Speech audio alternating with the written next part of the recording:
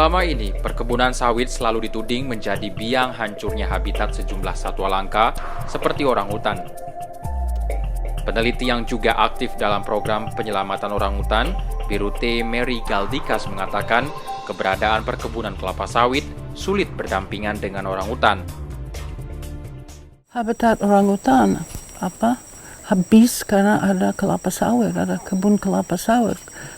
Kalau orangutan jadi musnah, itu karena kebun kelapa sawit hancurkan hutan.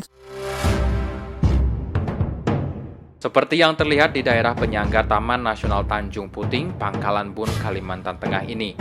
Perkebunan sawit dengan kawasan hutan hanya terpisahkan satu ruas jalan. Masih terlihat bekas lahan yang terbakar saat kebakaran hutan paling dahsyat sepanjang sejarah melanda Indonesia di tahun 2015. Birute yang aktif dalam penyelamatan orangutan sejak 1971 itu juga telah mendirikan tempat rehabilitasi orangutan dalam naungan Orangutan Foundation International atau OFI. Setidaknya sudah 450 orangutan dilepas liarkan.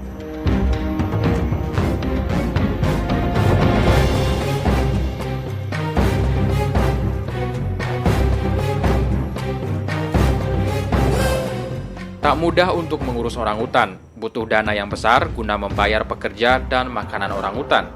Bahkan setelah melepas liarkan pun, orangutan harus menghadapi ancaman terbesar, yaitu manusia.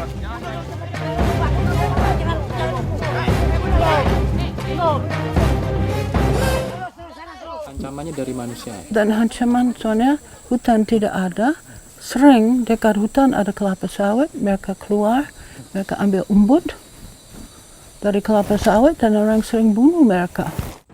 Birute sangat keras menolak keberadaan kelapa sawit, walaupun kelapa sawit dianggap memberi kontribusi ke kantong negara.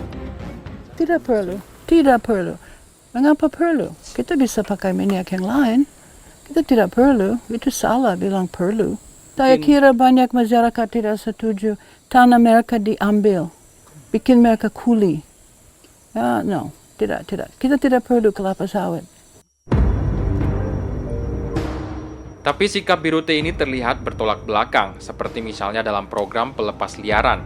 OFI justru bekerja sama dengan anak usaha kelapa sawit Sinarmas PT Smart Tbk. Wanita 69 tahun ini ternyata memberlakukan pengecualian untuk perusahaan itu, karena diklaim telah menjalankan kebijakan zero tolerance. Kebijakan tersebut tidak mengizinkan perusahaan melakukan tindakan yang mengancam keberlangsungan hidup orangutan. Dan memang kita mengaku bahwa kalau kelapa sawit hancurkan hutan. Tetapi kita juga rasa banyak terima kasih bahwa Pak Daud sama PT Smart memang mau restitusi kepada orangutan. Kerjasama antara OFI dan PT Smart berlangsung sejak 2011 dan berakhir di 2017. Menurut Birute, penting bagi salah satu pemain besar dalam industri kelapa sawit itu mengembalikan citra mereka. Apalagi mereka pernah dihantam Greenpeace 2010 lalu.